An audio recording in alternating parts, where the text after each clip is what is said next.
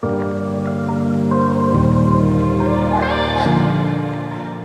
is up, guys? It's Mason once again. It's the final day of the phase 1 of the 2024 National Chess Championships. I couldn't play round 7. Hopefully I can work on that, but we did play 2 rounds today. My first opponent is someone I've had conversation with quite a bit. I know he's a chess player. I have an idea that he's strong, but I've never played against him before. But to be honest, after like today, I realized that this guy is actually a very strong chess player, but chooses to be weak. It's like he's wearing weights, let's put it that way. Like he chooses to be weak. So yeah, this is Lawrence Ayim. I'm playing as black. I'm playing as black against him. And for the first time, we don't get a d4. So we get c4. Let me turn off the analysis. Unfortunately, it messes things up sometimes. I wish I could show it to you, but it messes things up sometimes. We have knight f6, and I play a line that I studied on this. I don't know like whether it's new or whatever, but I just did this line purely with the engine. So the moves are going to look a little bit strange. Again, it could be normal, but I don't know.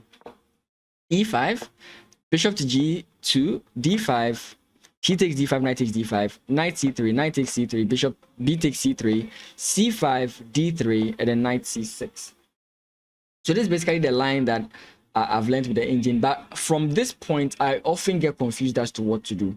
And we'll notice that my opponent plays rook b1 and I immediately go rook b8, which is wrong, right? What I could have done simply here is to go queen to c7, which I usually do play, but for some reason I drew a blank thinking that this was right. Of course, my opponent can just takes, and then he just takes. Now he does not do that. So I was thinking that at the time I figured it out, I was thinking that we both missed it. But now with my understanding of this guy, I think he intentionally allowed it, like he knew, right?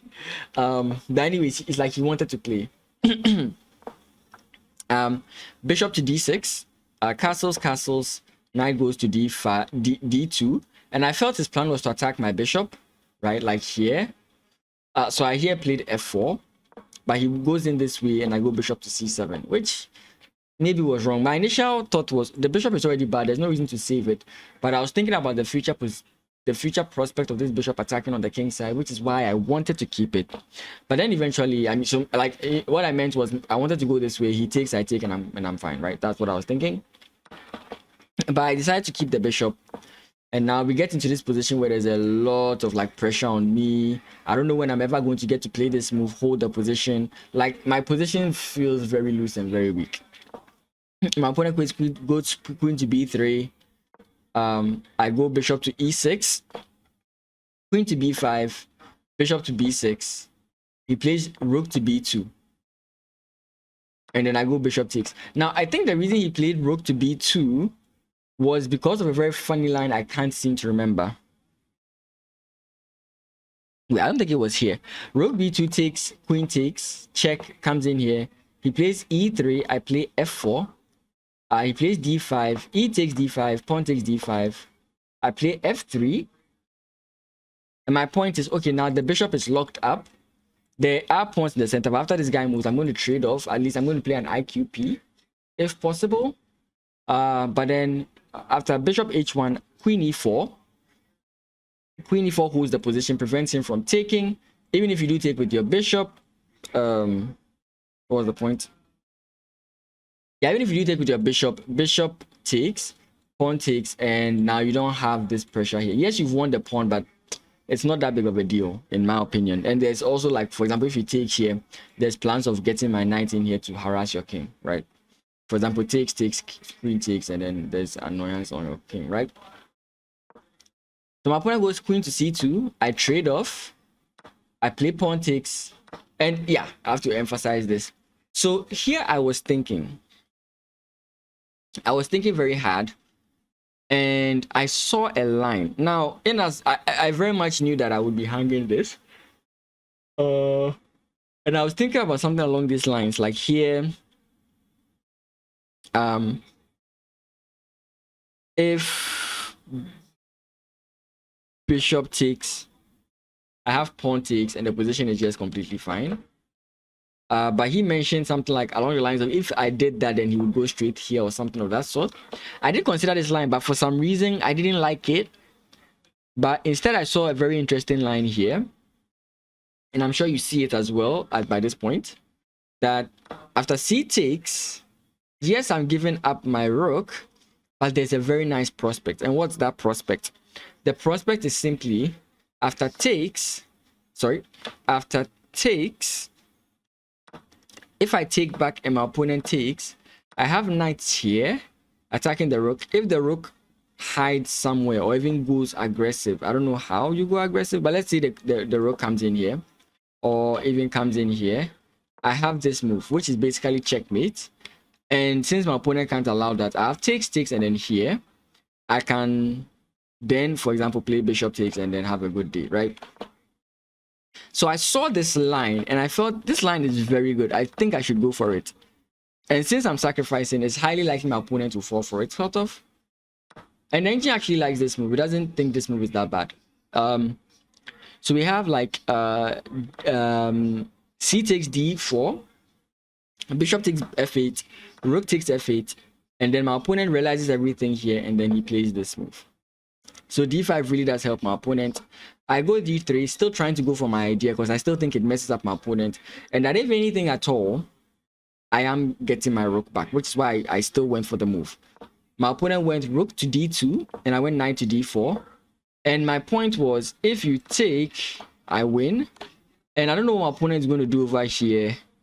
Okay, actually here I saw h4, but I didn't even like what I was kind of expecting.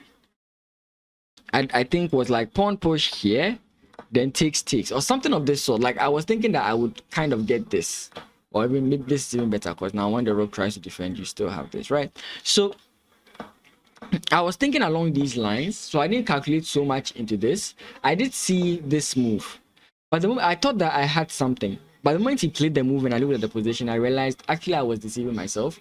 I did not really have something. But I've been struggling to be centered all day. So once he did this, I was like, okay, wait, there's no way to attack the king.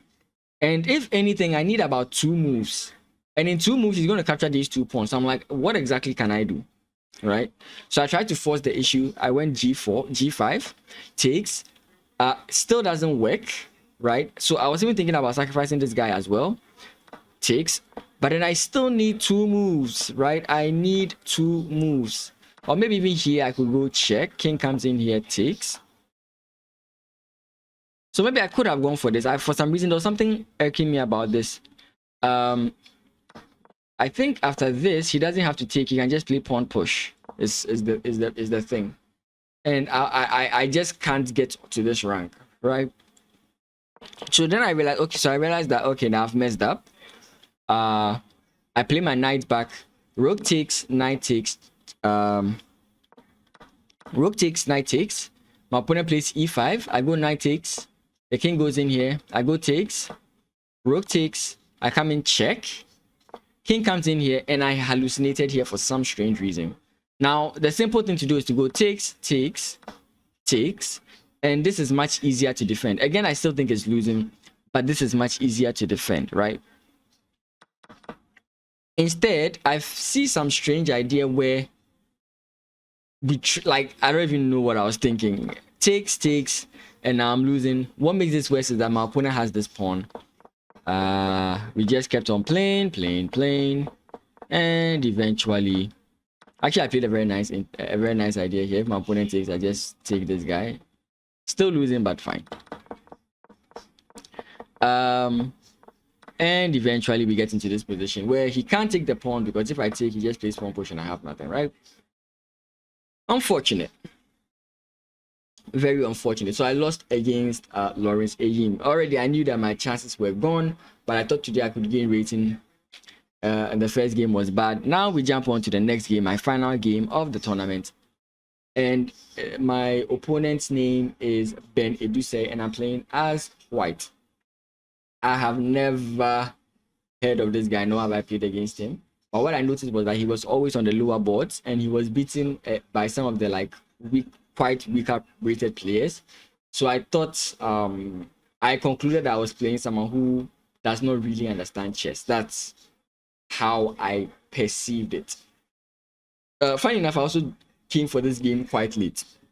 I was having a conversation with the FIDE president, and I had no idea that my clock had started. So, story of my life. But at this point in time, I was just like, I want the tournament to be over. So in this game, no, I don't mean to disrespect my opponent in any way when I say this, but I was not really thinking.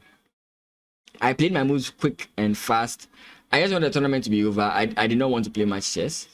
So it gets to a point you realize, you might wonder why I was playing that certain moves, and I'll try and explain them, but I was literally not thinking at some point. So d4, e6, knight f3, bishop e7, bishop f4, c5 again, but this is not the line that I learned.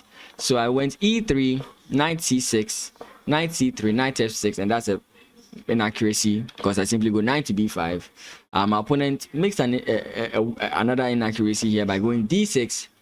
I go takes, he plays e5, I take, he takes, I take, I jump in with check intermezzo, king moves, I take with check again, queen takes, and now I win the rook, and I'm like, okay, this is a winning position. I just have to like defend a bit. Pawn takes, queen takes, blocks, queen to c4, castles queenside, my opponent plays g6, trying to get the king safe, and I did not care about that. My only plan from this point on is I want to trade up the queens because I'm winning. And I did not calculate, like at this point I'm not calculating, so like just understand that that's what I'm trying to go for. But of course I have to develop my back rank pieces, so I'll go and get into that. Queen to c4, queen to e7, bishop to d3, king to g7, rook he1, queen to f8, which was a very funny move. There was a move he could have played where I thought he could actually capture my knight, but he didn't. Rook he1, queen to f8, and now my knight is running away. Knight to c7, queen to d6, knight b5, queen to f8, knight b to d4. I want to trade off as many pieces as possible. Bishop to g4, knight takes, bishop takes, pawn takes, queen takes. I'm up more material. Queen to b8. I noticed that he's targeting this pawn, so I play h4, but I missed. Not rook c8. Queen b5 again. The whole point, I just want to trade off. Queen b5, he goes queen f4, which is what I actually missed. I hide my king, he takes the pawn, and I was like, okay, fine, he takes the pawn, but I still think that I can use this file. I play queen to b7, attacking the rook and targeting the pawn, but that's not actually my plan. After my opponent moves his rook to d8, I play rook to e7. Mind you, I was a little bit worried because I have back rank problems, so I had to be very careful. My opponent goes rook to f8. I finally take the pawn back. Knight to d5 I felt was a bad move because you're helping me, and I'll show you how. I play rook to e4, check, queen goes to g3, and now check. And you can't play any other thing besides sending the knight. And once you send the knight, you are being forced to trade off your queens, right? Because there's no way else to defend this apart with your queen. I could take with the rook first, but I decided I want the queens off the board. I'm already winning. Queen takes, rook takes, king takes. And you can see that I have 3 passed pawns. My opponent has 1 passed pawn. I mean, he can eventually get 2 passed pawns. I have a bishop and a rook. He has just a rook. This position is just completely winning. I played bishop to e4 for 2 reasons. One, to just put my bishop on a very active square, open my rook. And at the same time, I want to prevent any promotion from my opponent. My opponent goes h5, I go a4. He goes rook c8, I go a5. He goes king e5, I go a6. I'm still, mind you, I'm not just pushing. I'm actually wondering if my opponent can stop me at some point. Rook c7, I play rook d5. The king comes into f4. I play rook d5 again. The rook goes into a7, stopping the pawn. But actually, this is where I wanted my opponent to be. I don't know if he knew this, but I just locked the rook in. Now, he doesn't have a rook. He has a rook, but he doesn't have a rook. You take, I take. You take, I take. You come in here, I take. So this rook is trapped.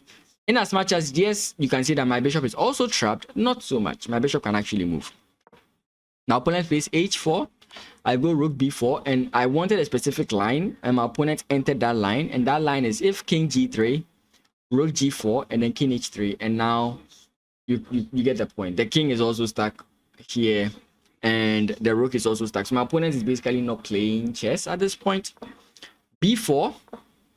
My opponent plays f5. I take g6, king h2, b5. I'm sure some of you are looking at this game and you're wondering what is going to happen, or you can see a possibility. And if you are on the money, you've seen that possibility. H3, B6, King H1, B takes A7, H2, and those who saw it realized it from the start. F4 is checkmate. A funny thing is, I don't know, I thought my opponent was walking it off, but at the end of the game, when we spoke a bit, with what he said, not what he said, like he didn't really speak, but like he was making gestures of moves and ideas and everything. But from what he showed, he actually thought, it felt like he thought he was winning this game, because he was like, after takes here, instead of playing this, he should have played this. And I was like, okay, I make a queen. Then he made this move confidently, and I'm like, what is he thinking? And when I played there, it's like he suddenly came to the realization that he was losing. I was wondering, like, but he felt like if he had played this move, he doesn't get checkmate. I didn't get it, or that he gets stalemated or something of that sort. I have no idea. But I was confident that I had won this. So yeah, very sad tournament. I pretty much did not like myself this tournament. There were some games where I felt like, yeah, I did well, I tried, but yeah, but we'll try again. We'll definitely try again. 2025, that is next year, is going to be harder because it's an Olympiad year, right? So many people are going to play, like many of the strong players are going to play. Sometimes you need an extra motivation to play chess, right? And for some it's traveling, right? So we're going to have a stronger field next year with a higher level of participants. So it's two things. There are two routes I can go: participate in other tournaments and gain like a 1900 rating, which could be possible, or wait for the the nationals and try and qualify with that. Whatever I choose, we will find out. So guys, thank you so much for watching. If you did enjoy this, remember to like, comment, and subscribe. And I'll see you in the next video. Have a great rest of your day. Peace.